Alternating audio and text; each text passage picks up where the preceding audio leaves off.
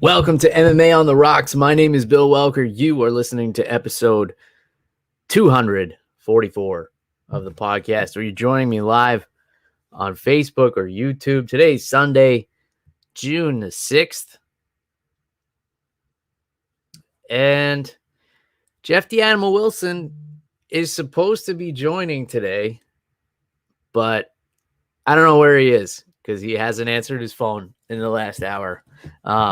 This was the window he said he had available, so I told him to jump on. I sent him the link to join the show, so he may appear and surprise us all, and he may not appear and surprise none of us.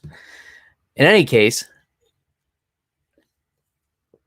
it's summer already, folks, huh? Getting kind of warm out there for the rest of you. I mean, we've been kind of having this weather in Florida for a while now, but a lot of other states complaining about the heat now. It's actually been hotter other places. Like my parents live in New York, and they were saying how it was like 95 degrees today, while it was, I think, 86 here, high of 88, something like that. So it's kind of nice, like not being the most miserable state in terms of weather for once. Tonight is Logan Paul against Floyd Mayweather, and I actually had no idea. I heard, I think it was John McCarthy's podcast this week, and they were talking about it, so I knew it was this weekend. I kind of wasn't paying attention, and then I was at the gym yesterday, and a guy at the gym says to me, like, "Hey, is there UFC this weekend?"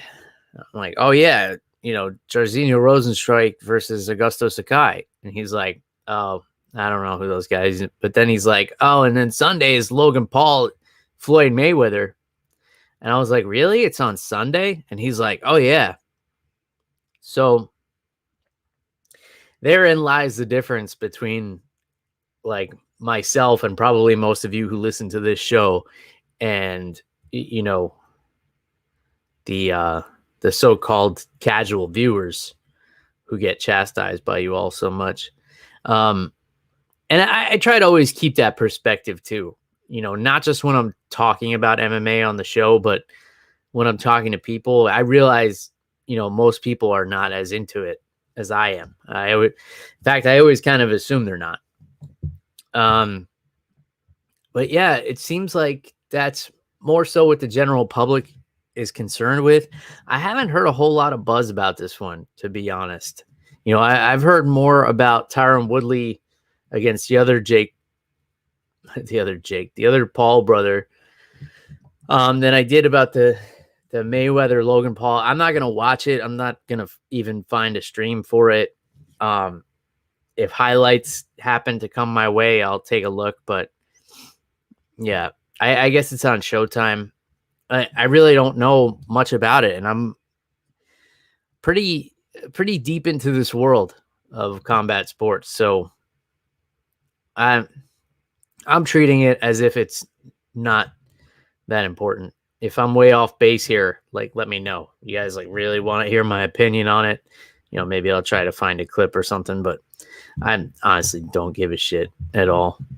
But the reason I bring it up at all is simply because somebody brought it to my attention that it was even taking place this weekend, and I didn't even know it was on Sunday. So, I mean, they didn't even bother trying to compete with the UFC when the UFC had an early card, which was nice. So let's talk about that. UFC Vegas 28, UFC Fight Night 189, however you want to refer to it, however you're keeping track. If you have a good system, let me know, because it's starting to get confusing for me. The pay-per-views are all numbered differently. The fight nights have two different, if it's in Vegas, it's one number, but then there's the numbers for keeping track of everything. But I don't know, man. I'm not good with numbers. So this was a good card, I thought. It was on early, which I loved, but then I wound up being busy yesterday. So I wound up tuning in like right around the co-main event, and then I had to go back. I went back and I watched the entire card, and I still got to go to bed like fairly early because I was able to skip the commercials and stuff. But I thought it was a good card. I thought there was a lot of good fights on here. I thought both of the heavyweight fights delivered. 2 first-round knockouts in your co-main and main event. Like, how can you complain about that? I mean, that's something that's rare. I mean, you kind of expect it when it's 2 heavyweight fights, but it doesn't necessarily have to go that way. Take these headphones off because I don't have anybody else to listen to right now, and it's kind of hot in here because my air conditioning is broken, which explains the ladder behind me. Anyway, that's a whole other podcast I could dedicate to just like shit that goes wrong. We'll call it. Shit went wrong for Augusto Sakai last night. So Rozenstruik, to me, and I've been telling you about Rozenstruik for those of you long-term listeners, been telling you about his kickboxing background, been telling you to keep an eye on him in this heavyweight division. I've been high on this guy since his UFC debut, and I will continue to do so. I think he's got one of the scariest looks. Everybody talks about Ngannou and because he's so chiseled and muscular and everything, and he just looks like he could crush your skull into dust. But Rozenstruik, man, he's got these eyes and he's got this expression, this cold expression on his face that's just scary, man. Like, he looks at people like, I can knock you out. All I have to do is touch you and I can do it. And like, he believes it. And the people he's looking at believe it too. Everybody except Francis Ngannou, who, just swarmed him, and Cyril Gane, who kind of did the opposite and stayed on the outside and outpointed him. This guy is ferocious, man. And I'm so impressed with him. And even the way he landed this knockout, he had like a leaping left hook, left himself wide open, which is like so far from proper technique and not the way you're supposed to be able to generate power, by the way. He started it off with a brutal punch to the body and then leaps in for this left hook, follows it up with the straight, and puts Sakai down, and then hits him twice more. And then the guy's just like on the ground, gushing blood, from those follow-up strikes on the ground. This was just vicious. It was cold-blooded. It was heartless. It was ferocious. And it was everything you could want to see it in a main event, especially because the knockout came at 4 minutes, 59 seconds of the first round. If you guys chose to skip this card, like, I get it. Like, this card didn't have as much star power on it. And if you wanted to do something this weekend, it was on early. You want to save, your MMA viewing for next weekend. I understand. I was not, I was not thrilled about this card on paper, but man, that main event was worth watching it in itself. That finish from Rozenstruik, and you could tell right away that Sakai did not want to engage with him. He felt something from Rozenstruik early, and he was on his bicycle. He was backing up. He was trying to score points, but like not really trying to engage. And I can't blame him. Like, if you get touched by this guy, it probably, like, I don't know how many of you listening have ever, been rocked or gotten your bell rung or anything. It feels like kind of like getting electrocuted, and like everything kind of shakes around you. And then it feels like you're dizzy for a little bit. And it sucks. And when you feel that, you're like, oh shit, I need to get my bearings. I don't want to feel that shit again. And It may not have been obvious to us. It could have just been a glancing shot that did it, but something made Sakai not want to engage the rest of that round. And then I think he thought he was going to get through it, but then Biggie Boy heard them wooden paddles clapping, and he was like, "Oh man, it's time to end this." And he just lunged at Sakai and put him down in 9 seconds. Like, from the time the clappers went off till 9 seconds later, he decided he was going to end that fight, and that's what he did. And that's why this guy is just so impressive to me. And it's a problem because, Ngannou's the champ. Ngannou knocked him out in 38, 39 seconds, whatever it was when those two fought. And then you've got, Derek Lewis, who's in line for the title. You've got, John Jones doing whatever John Jones is doing, thinking he's going to insert himself in the heavyweight picture. Maybe now, maybe a year from now, maybe he's going to start a business in the meantime or do something else. I don't know what John Jones is up to. I can't really waste my time trying to figure it out. And then you got Stipe, who obviously deserves the rubber match with Ngannou. And then you got, you've got some of these younger heavyweights on their way up quick. Cyril Gane has a win over Rozenstruik. So it's like the matchmaking gets a little bit tricky here.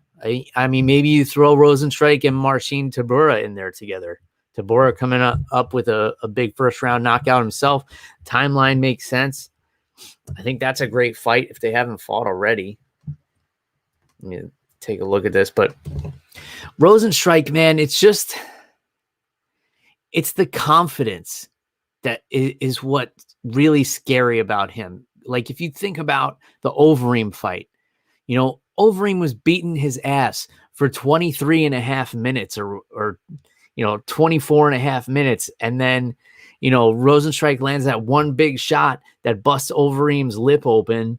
And that's it. Like, he just decided, like, all right, I'm done getting my ass kicked. I'm going to knock you out now.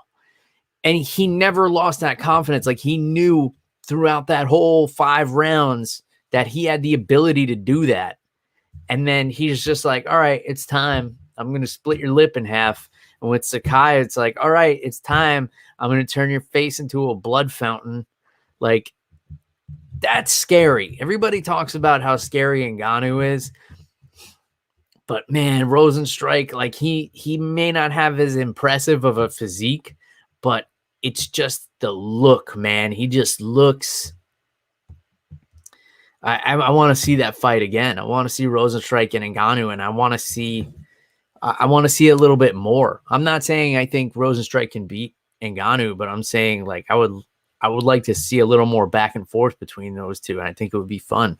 But I don't know if we're going to have an opportunity to see that because, the heavyweight picture is so kind of murky right now. But, man, try convincing me that he's not worthy of it, of a title shot and of getting back in there with Ngannou, getting another crack at him.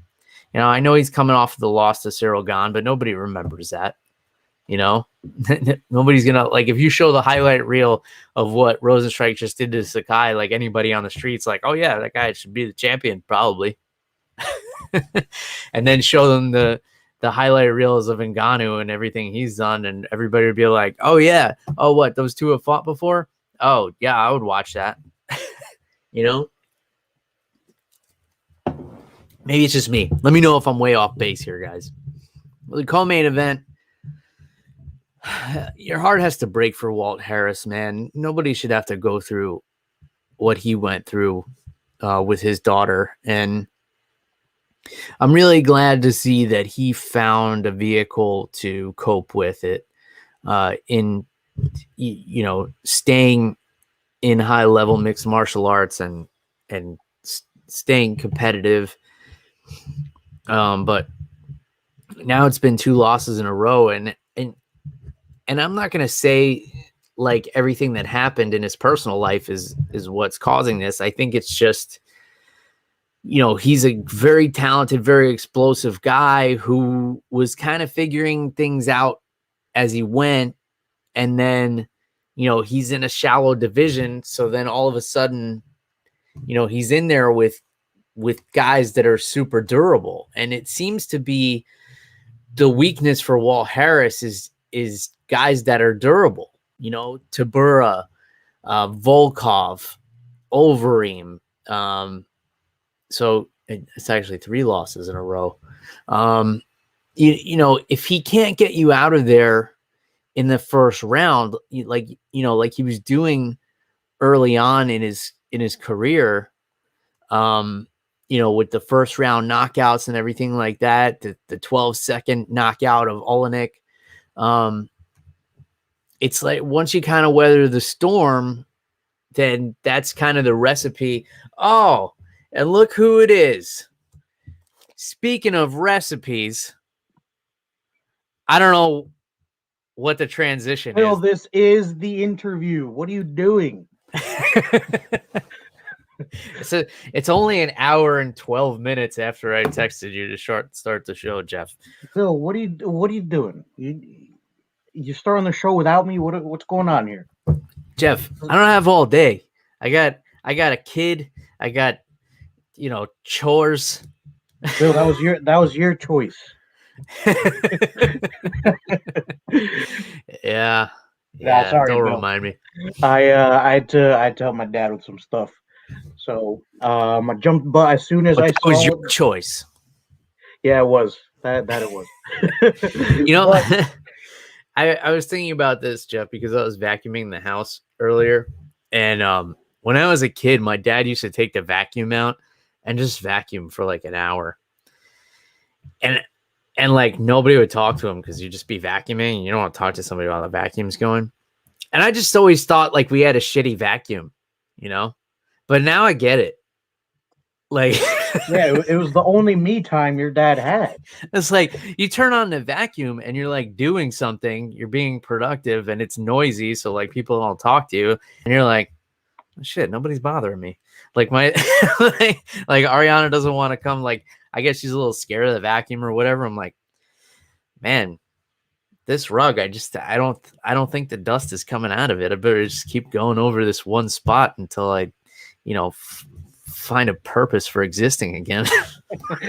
Yeah, Bill, that's how my dad is with the bathroom. And at first I thought he was just, I thought he just had some cloggage in the pipes, but it turns out that's the only time he gets to himself. Yeah, right. Yeah, you think your dad has like an anchor knot in his colon, and it turns out it's just like, there's peace and quiet in there. And in those days there wasn't even cell phones. They would just read a whole novel, and then even if it wasn't a good one, it could be like one of those ones with Fabio on the cover. Oh, like I already read this one twice, but once I open that door, I got to deal with my family. Yeah, man. Anyway, and then Claudia actually got me early Father's Day gift a leaf vacuum for the backyard. So that opens up a whole new window of opportunities. Bill, I don't understand those things. They don't do anything. They just put leaves in another location. They don't scoop them up or nothing. No, that you're thinking of a leaf blower. This is an actual leaf vacuum where it sucks the leaves up, and then it's got a rotary blade inside, and it turns them into dust. Nice. Definitely something to keep away from the baby. Yeah, I mean, I wouldn't let her stick her face in it or anything. But I mean, the blade is pretty far up there. Like, she'd have to really try. So, but there's that, because the issues I have with all the leaves and the fucking pine needles in my yard. This is like what dad life comes down to. I just like spend most of my free time cursing the pine trees. Like, motherfucker, can you hold on to these needles a little longer? Like, there's sap everywhere. You're sticky as fuck. Why can't you hold on to these needles? Why you gotta drip them all over my yard? Yeah, man. Bill, I mean, I don't think the audience knows this, but behind your house is just green. It's like the Amazon back there. Yeah. I don't think I don't think your town could build something there if they tried. I mean, the amount of resources it would take to just clear all the bush would be, you'd be looking at 12 years of taxes. Yeah, easily. I mean, luckily, the land right next to my house can't be developed on because there's utility lines running through it. So the downside is that my neighbors, instead of having human neighbors, which I would hate, I have mosquitoes that live in the woods that I am at war with, like constantly trying to murder. But at least I can actually, try to kill them, unlike the human neighbors where like you kind of just have to live with them and hope you have a really fast garage door opener so you can get in and out of the house quick without interacting with human beings. Oh, that's fair. Bill, speaking of taking people out, man, Bill, Rozenstruik didn't seem to have a problem yesterday doing the like to Sakai. I mean, I know you already gone over this, but man, Bill, I thought this would be like a longer fight, so I went to the bathroom really fast, and then I came back, and Sakai's looking at the lights, and Rozenstruik's talking to his core. I'm like, what happened? Yeah, he had that one guy with that white beard. Yes. It looked so cool, but he looked like did you ever see Mr. Deeds? Dude, I love that movie. He looked like Cecil from Mr. Deeds. Yeah, okay. I was like, I could see that. I was like, oh shit, he's got Cecil in his corner. Yeah, but Cecil was the cool one at the end. So yeah, he wound up being a good dude. So I guess he's a good guy to have in your corner. But I was just talking about how scary Rozenstruik is, and like how everybody talks about how scary Ngannou is, and like, he's got bigger muscles and everything, but Rozenstruik just has that dead look in his eyes, like he's just gonna kill whatever's in front of him. And like, Ngannou has the great story, the backstory and everything, and he's humble and he works with kids, all this stuff. And Rozenstruik is just like, he's got that serial killer stare, man. It's just like, you almost be worried what would happen if a referee wasn't around. Like he just got that level of scariness to him. Yeah, dude, for sure. And I agree. It's a good thing he has an outlet in the UFC. It'd be a little scary to have somebody like that just walk around with no way to let out his pent up rage. Yeah, right. But Bill, yeah, for sure. And the thing with Rozenstruik is there's no plan B. Like this is it. Mm-hmm. Which is very exciting to watch. Good to see him back in the win column. I wasn't super excited to have this fight in particular as the main event, just because, like last week, we said both fighters coming off of losses. But Bill, overall, this card was really, really entertaining. Mm-hmm. Yeah. I was making that same point just earlier, and then I had gotten into the Tybura Walt Harris card, and all I had really said about it was that, again, Walt Harris's weakness seems to be guys who can weather that storm to the beginning of the first round, avoid that crazy knockout power. And then, he just kind of wilts in there with the more experienced, more durable guys, your Overeems and your Volkovs and your now your Tyburas. The ground, once Tybura got him on the ground, it was just like, flat on his back, hips on the ground. It's like, you got to show a little something, like show a little urgency to get back to your feet. If that's plan A through Z is to knock the guy out, like you got to be on your feet to do it. But it's unfortunate for Walt because of, the tragedy that he's had to live through and that he continues to live through. But I don't associate, the losses with that. I'm sure he's doing everything in his power. I think he just, came up quick in a shallow division, and, the more experienced guys are his kryptonite. Give me your thoughts, Jeff. Yeah, Bill, hard to argue with that, man. I love Walt Harris. it's awful what his family's going through. But Walt Harris himself, very skilled on the feet. The problem is, like you said, he unloads that tank, he empties that tank um, halfway through the first round, and then that's it. The plan goes out the window after that. And Mm-hmm. unfortunately, we've seen his grappling exposed a little bit here, and in his not so much in his fight with Overeem.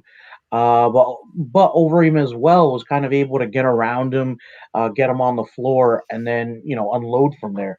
Mm-hmm. So I'd like to see Walt Harris just go back to the drawing board a little bit, work on that grappling, and even if it's not wrestling for the sake of wrestling, to at least use wrestling in reverse, which we talk about quite often on the show, because a lot of the high level strikers who can at least keep the fight standing on their terms, they find a lot of success with that, even if it's not taking somebody down necessarily.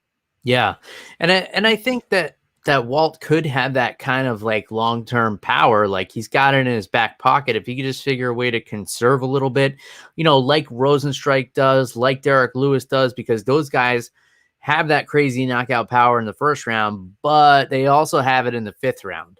We saw that with Rozenstruik when he split Overeem's face open. We saw it with Derek Lewis when he did it to Volkov.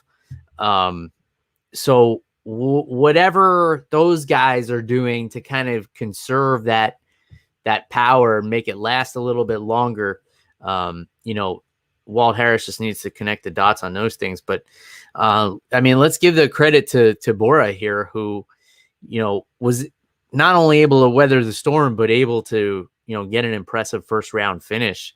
Usually Walt Harris needs a little bit more time to break down, but Tybura did a good job. He was so heavy on top. It was uncomfortable just watching. Like, oh man, I would not enjoy having that guy on top of me, like elbowing me in the side of the head. So yeah, big credit to Tybura there. Yeah, for sure. Tybura using his skills to his advantage, and I felt like that was the biggest thing, Bill, for me.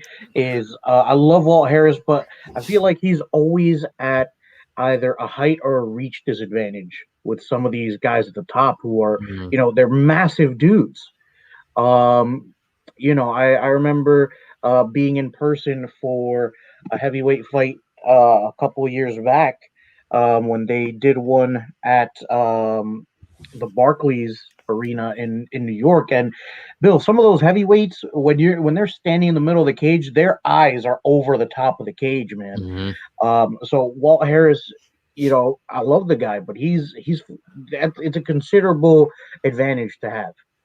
Yeah, for sure. Unless you're Daniel Cormier, there's not a lot of guys under 6 foot that are having success. I don't even know how tall Walt Harris is. Someone else I think that about is Rozenstruik. Like, I feel like he looks a lot smaller than a lot of these guys, and they have him listed at 6'4". There's no way he's 6'4", because like there's been a few guys that like tower over him, and these guys aren't 6'13". Like, so he's got to be like 6'1".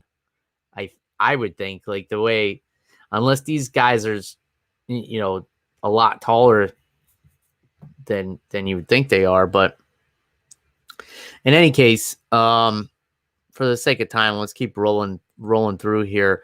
Roman Dolidze and Laureano Staropoli, unanimous decision for the Georgian and Dolidze. I don't know what was going on here with these two, because I had the volume off while I was watching, but apparently Dolidze was just like laughing at Staropoli a lot, and there was like a lot of shit talk going on, and then they were mad at each other at the end. Did you have the commentary on, Jeff? Did you know what was going on there?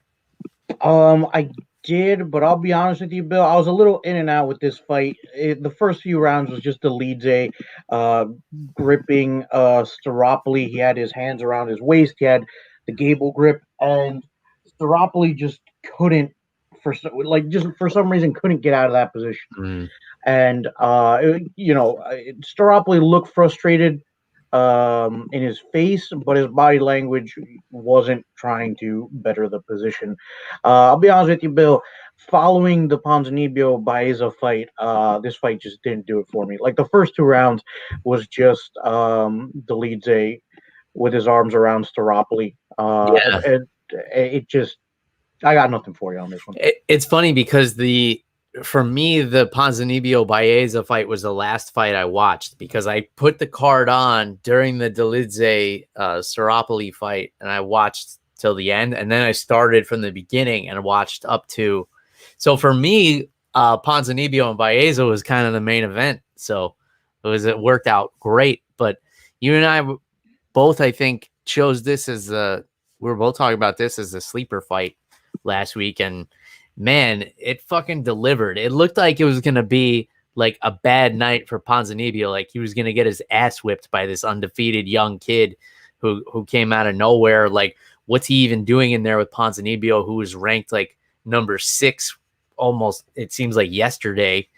Why does this kid get a shot at him, at a guy that's ranked so high? And then it's like, oh shit, he's whipping the shit out of him.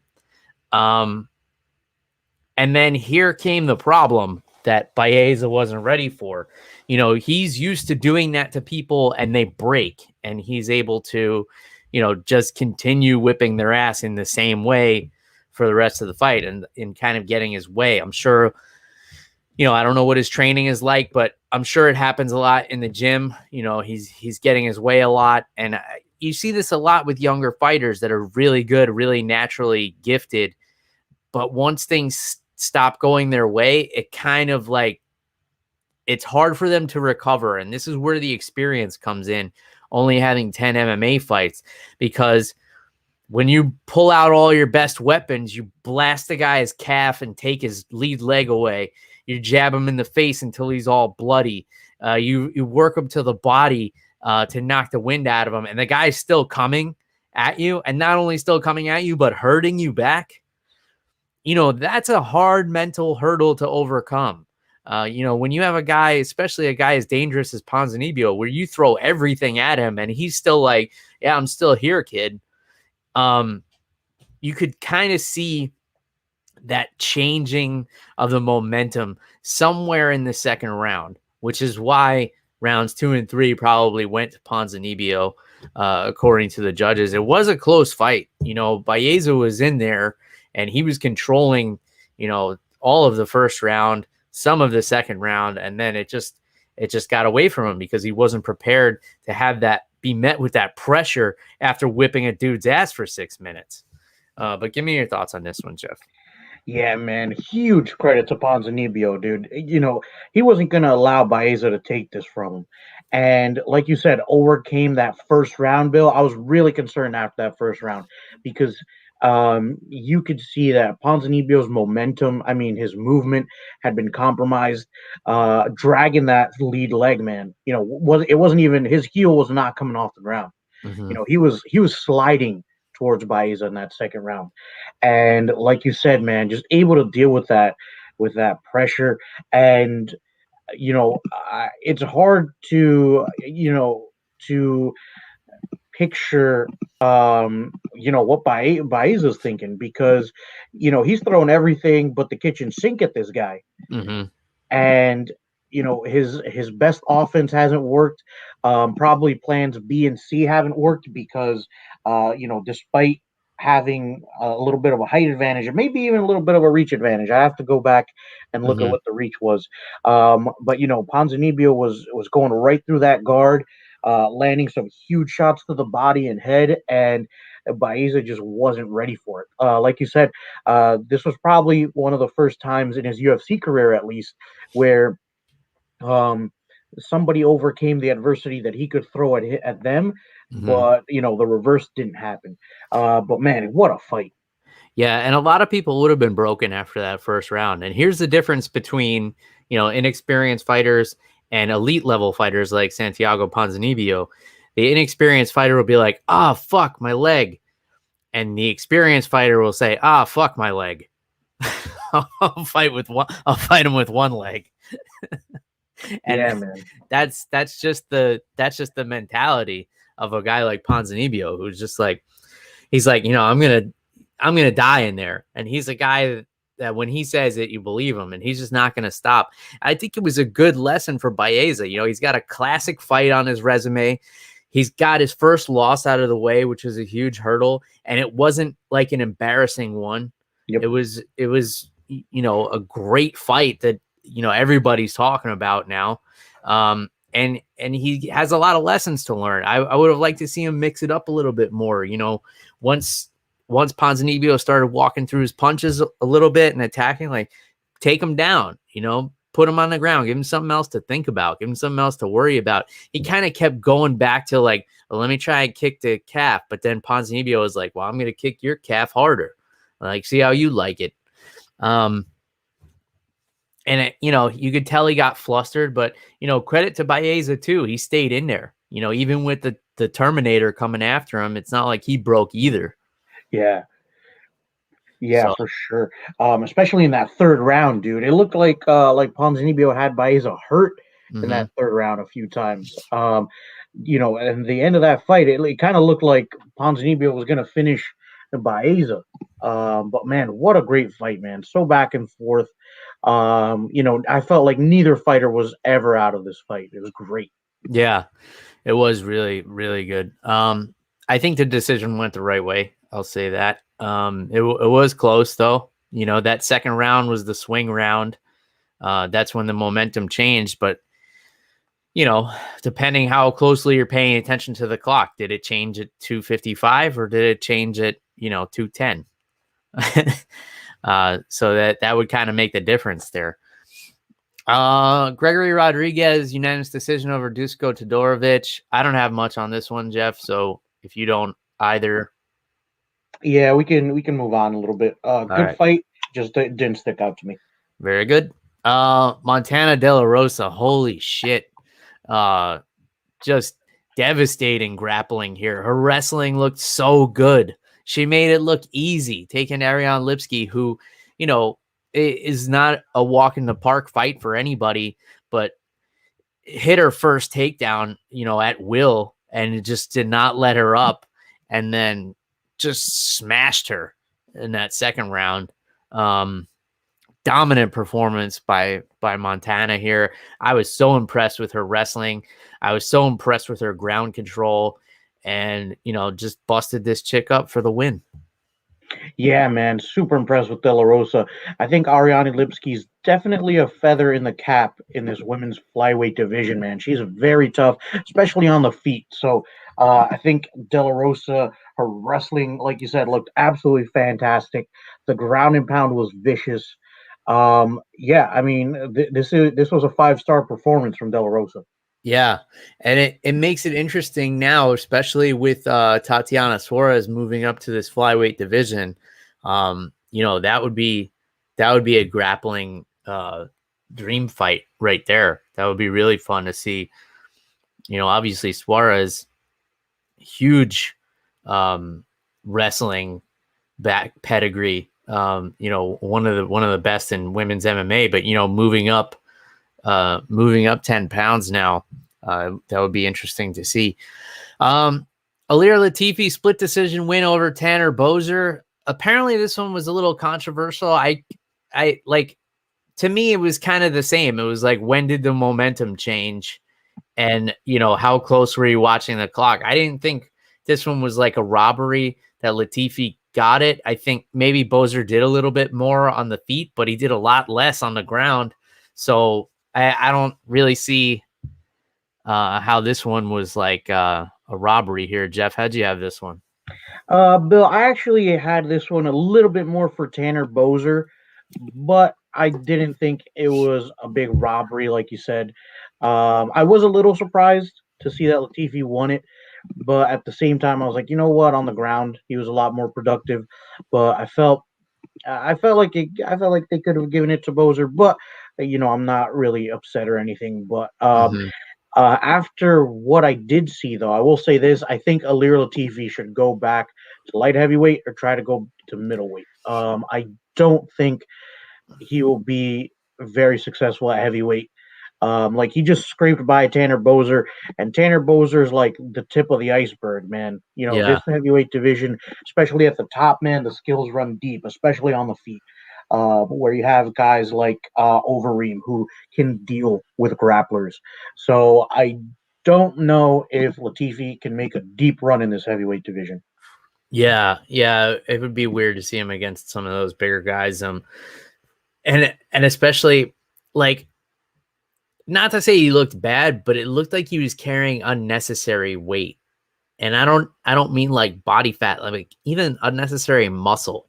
Like I feel like you don't need to be that muscular on that frame. I think it's just more stress on the joints and everything like that. I would like to see him move back down as well, but you know, he's getting on in years, and I'm sure he doesn't want to like lean out and have a weight cut and everything. He wants to eat good food and still train and still compete. So I imagine he's going to stay at heavyweight. Also took a pretty bad eye poke in that fight. And it was one of many eye pokes on the night. But this one wasn't caught by the ref. So he just kind of had to deal with it and recover. So credit to Latifi on that one. And, you know, Boser looked good, but you know, at the same time, he had that kind of like acceptance of being on the ground. Like he wasn't trying to get his back to the cage to wall walk up. He was staying flat on his back. He was just kind of like accepting being on his back. And, you know, that's never a good look. Even if you're beating somebody up on the feet, you know, the judges are going to look at that. Another really bad eye poke came in the Salikhov Trinaldo fight. Salikhov took a really bad eye poke, and this was this was 2 fights after seeing a fight ended in no contest due to an eye poke. So there was a lot of eye pokes last night. It was like the theme of the night. It was just like, you know, it just happens. Like some nights there's like ton of groin strikes. There's just like that kind of energy. This card, it was eye pokes. Salikhov, I thought, was probably the worst poke of all of them.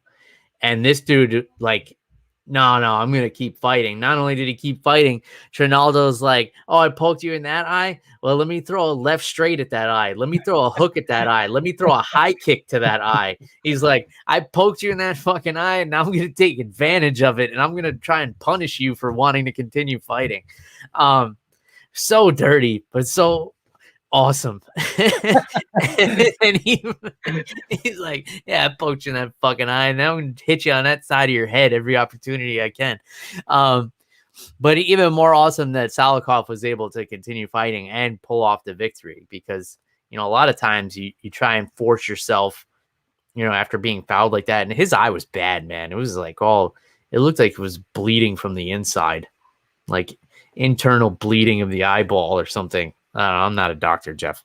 But yeah, Salikhov getting the unanimous decision there. Give me your thoughts. Yeah, dude. And it's funny because I had the commentary going, and the commentary. So the eye poke happened in the 3rd round. So if they'd stopped the fight, they still would have scored it because of the first 2 rounds. And to me personally, I think Salikhov, excuse me, you know, was winning the fight pretty handily. And after the eye poke, the commentary team mentioned how Trinaldo, you know, like came alive and you know was unloading on Salikhov here, and you know, be out loud. I was like, well, that's what happens when you eye poke somebody and they don't see your punches coming. Like, yeah. But yeah, it was you know, it was fun to see that little fire from Trinaldo. But man, Bill, he looked 1,000 years old, man. Yeah. I think he knew, like, oh man, I better start swinging at this guy's bad eye, because otherwise I'm gonna lose this fight. Yeah. he was so obvious about it. It was like hook, high kick, like yeah, for sure. Yeah, so that one was good. I enjoyed the Camuela Kirk Makwan Murakami fight. That fight was good. There were some great scrambles in there. And also, sorry, Mark, we're not gonna restart the show. But the beautiful thing about the show is that it's on the internet forever. So you can just go back to the beginning, or just, you know, listen along with us now, and then start it over later. Do it like I did with this card last night. I watched the last 3 fights and then I watched the rest of them. Yeah, the Kirk Amirkhani fight was so good, man. It was so close, and it was like, you know, you could kind of tell the judges were scoring like the latter parts of the round more. You know, Kirk would be like finishing the round on top, and like he would get the round, and it was close. I mean, this was a last minute fight for both guys. Canelo Kirk fought 3 weeks ago, I think it was, in CFA or LFA or one of those FAs. You know, took this on short notice. Of course, he was on the Contender Series, lost to our buddy Billy Quarantillo, but looked really tough in that fight. And, you know, stayed in shape, stayed active, coming off 2 knockout wins in a row, answered the phone, gets in there with Amirkhani, who I believe was ranked in the top 15, pulls an upset victory. You know, say what you want about the decision, that it's a decision win on paper. And now, you know, he's positioned himself for a big fight in the UFC. So give me your thoughts, Jeff. Yeah, man, really impressed with Canelo Kirk. And Makwan Amirkhani, he looked good in there. You know, he didn't do too many things wrong. I felt like, you know, he was the one who initiated the grappling, which was awesome.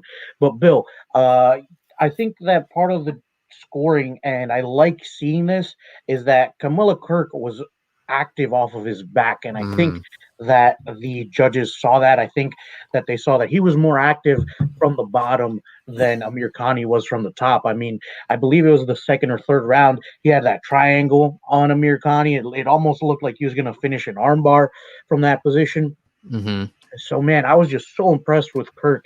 And Amirkhani, you know, it looked like he got caught a few times. It felt like for that armbar, if Kirk had adjusted maybe his hips or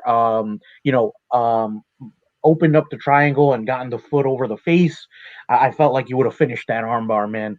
And I think the judges took some of that into consideration, which I'm really excited about. It's about time. Yeah, and those grappling exchanges were so good, and it was great offense by Kirk. I think he did a lot of things right. It's just that Amirkhani is so tough and so experienced. I just think he needs to grow the beard back. I think he maybe would have gotten the decision if he had the beard. He just looked like, you know, he looked like too young to be in there, I think. So the judges were like, let me give it to the guy with the beard. Yeah, I was wondering, like, because I was trying to think, like, Amirkhani looks so different. Why does he look like a little kid? And it's not just the beard. It looked like he had like facial reconstructive surgery. Like he looked like a different person. Maybe it wasn't even Makwan Amirkhani. Maybe we've all been fooled. We've been duped. Yeah. You know who else went through that was the axe murderer, Vanderlei Silva. I don't know if you remember when they fixed his nose. He came back and looked like a different person. Yeah, like way different. It was creepy. It looks like a horror movie mask. But for the sake of time, Jeff, because I gotta run out the door in like 10 minutes ago. But I want to go real quick into Alan Patrick and Mason Jones, and then I'll run through the rest of the card. Tell me what pops out to you. But Mason Jones just beating the shit out of Alan Patrick for 7 minutes and 14 seconds. Then accidental eye poke. If it had happened like 16 seconds later, they would have gone to a decision. And it would have been like the first round was a 10-8 for Mason Jones, probably. In the second round, if you scored it, it would have been a 10-9.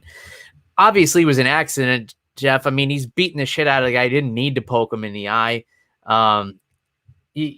I don't know how bad it was for Patrick. Like I said, it looked like Salikhov's was worse, but you know, looks don't mean everything. You don't know what a guy's feeling at the time. I've been like grazed in the eye and it didn't leave a mark at all. And I was like, oh fuck, I'm not training anymore today. So I'm not going to be the one to say like, oh, he was faking it and he could have continued, but he didn't. Like if he said he couldn't see, like probably couldn't see. And, you know, we'll take him at his word for that, give him the benefit of the doubt. But it just sucks because it was bad timing. Like Mason Jones putting on a career-defining performance here, beating on a really tough guy in Alan Patrick. And then, pokes him in the eye. And if it had happened 16 seconds later, he would have won the fight. But it's just a shitty roll of the dice for Jones there. Manon Fiorot, which this was like a physical mismatch, knocking out Tabitha Ricci. This was like uncomfortable to watch, like how disproportionate these two women were in size. But in any case, great knockout for Fiorot. Sean Woodson split decision win over Youssef Zalal. Mixed opinions about the judging of that one. Split decision is fine with me. I think both guys had their moments in the fight. I think Zalal mixed it up a little bit more, but Woodson landed more. And then we had Claudio Puelles, who was just all over Jordan Levitt and wouldn't let him get off any of those unorthodox techniques, and just kind of smothered him there for the unanimous decision. What's jumping out to you, Jeff? What's making your tongue itch over there? Bill, I like the Patrick versus Jones fight. Definitely want to go back and watch that because I missed that one. And the Woodson versus Zalal fight, because Bill, I always love a good split decision with a little controversy. So that's right up my alley. For sure. All right, so great card. We'll put a bow on that one, and then we'll take a quick look at UFC 263 coming up next week. Unfortunately, we won't have a lot of time to do a full breakdown on this one, which is unfortunate because it's such a stacked card. But I have to start with my sleeper pick right off the bat, Jeff. And I have to go with my boy, Matt the Steamroller Frivola. Friend of mine, friend of the show, one of the favorite guests, one of the most entertaining fighters in the UFC. And I'm just saying that because, he happens to be a buddy and I've trained with him. He's had some great, memorable performances. Getting in there against Frank Camacho. This fight was supposed to happen last year at some point, and then things got mixed up. Frivola had, I think, 3 or 4 fights canceled on him in 2020. It was just like a string of bad luck. Camacho was one of those, and he went on to get knocked out by the replacement. I forget who it was. And Frivola also coming off a loss against Arman Tsarukyan, which was a last-minute replacement that he had to deal with. So both of these guys, they were supposed to fight at one point. Now they're both coming off of losses. And they're going to put on a show. There's no way they're not.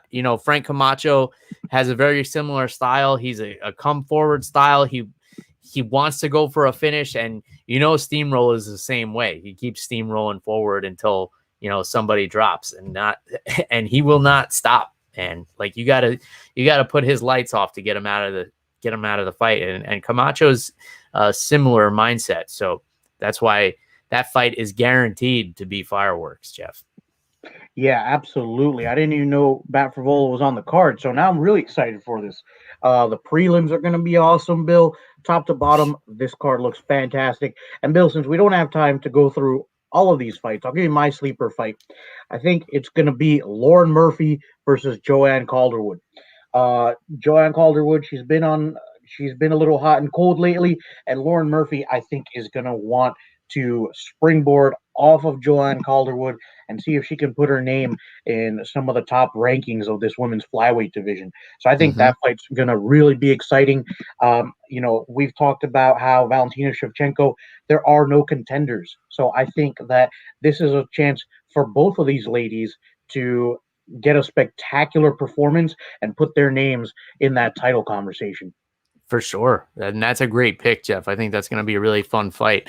Another one that's kind of quietly made its way onto this card, Damian Maia and Bilal Muhammad. I think that's going to be a really fun fight. Not a lot of people talking about. Drew Dober getting back on the horse pretty quickly after that loss. Who did he lose to, Jeff? Or the Dagestani wrestler? Islam Makhachev. Yep. You're right. So yeah, it'll be interesting to see how he bounces back from that. Of course, the co-main and main events, rematches, both of them closely contested fights the first time. Israel Adesanya and Marvin Vettori had like a weird press conference where they're both in hotels, like in their pajamas and but fancy pajamas. And it was weird. It was very uncomfortable. But I'm here for it. I think it was a close fight the first time around. They've both grown a lot. Obviously, one of them has become the champion of the world. So I think it's a fun fight. Figueiredo and Moreno, obviously that fight was awesome. If there weren't the point deduction in the first fight, Figueiredo would have probably won. I don't remember exactly the circumstances, but they wound up going to a draw their first fight, correct? Yeah, it might have been a groin shot or something. Yeah, there was something funny went on there. I remember it was a great fight, and I'm just rushing right now, so I'm not really taking the time to think about it. And of course, Leon Edwards, Nate Diaz. I do not believe Nate Diaz is fighting until the cage door is locked, and the referee is saying like, "Let's go." I'm not going to get my hopes up for it, but I can't wait to see it if it does happen. Yeah, for sure. And for some reason, that fight is going to be 5 rounds. I don't know why. Hopefully, if it does happen, hopefully Diaz gets a good check, because I wouldn't fight anybody for 5 rounds if it wasn't a main event or a title fight. But Bill, really quick, before you got to get going, let me ask you, if one title has to change hands, which title changes hands on Saturday? Let's see. That's a tough one. I'm going to say the middleweight title. I feel like Vettori has a lot of momentum behind him. I think, Adesanya was really frustrated and he's the champ and he's coming off a loss. So he doesn't have a whole lot of confidence because he faced Blachowicz for the light heavyweight title. But I think it's going to be a great fight. I think it's going to be, really close. I think it's going to be, there's a lot of bad blood there, which always makes it fun. And what would you pick? I actually think Moreno is going to beat Figueiredo on Saturday. Don't put any money on it, because if just don't do it. Don't place your bets on my ditto. account. But I just think that Moreno, I think he found a new side of himself against Figueiredo the first time. I think he learned he can roll with this guy. He can go into the deep waters with this guy and fight toe to toe with him. So he's just a tough dude, man. And he loves to fight. So there's something about Moreno, and in the interviews you can hear it when he talks. He's got this calm confidence, and I like it. And to me, it's a little scary actually, how calm he is. But also, no, Mark, no, don't put your house on Moreno. But I feel good about him. I think that if one title changes hands, it's the flyweight title. All right. Well, I guess we'll find out next Saturday. This is going to be a really fun card. The rush is that I have a dinner reservation that I'm probably going to be late for, because not only am I doing a show, but I have a toddler to get ready to get out the door.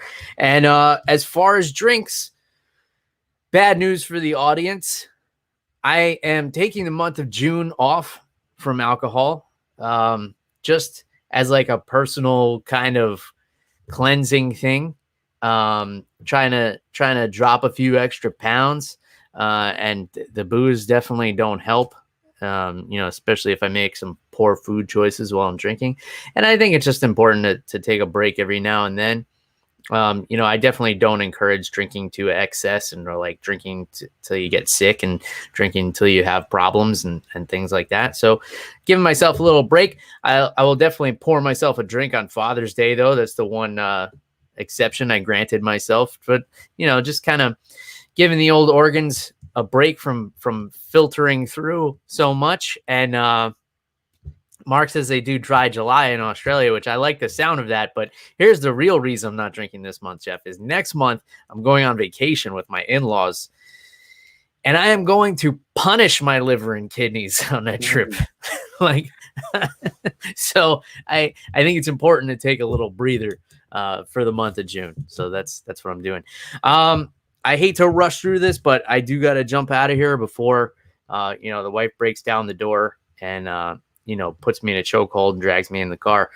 If you guys want to grab some MMA on the Rocks merchandise, you can do so through our friends at Team Reaper. I will put the link in the show notes, as always, for your t-shirts, hoodies, and tank tops. You can also grab some other great MMA gear from them. You can use the promo code MMA Rocks 10, save yourself 10% off. If you guys want to get a hold of Jeff, it's at animal_Wilson, Twitter and Instagram. You guys know how to get a hold of me. It's at MMA on the Rocks everywhere on social media. And for some reason, my phone is exploding right now from the guys from the gym group text. So something's going on. I'm in a panic. I don't have alcohol to cope with my feelings. So I'm just going to turn the internet off so you guys don't see me have an emotional breakdown. Not that that would actually happen, but I am in a hurry. So thanks for tuning in. Please share the show. Leave your comments, leave your reviews, leave your feedback, leave your criticism, especially if it's of me not drinking this month. I can take the jokes. I have thick skin. Until next time, cheers, everybody. Goodbye.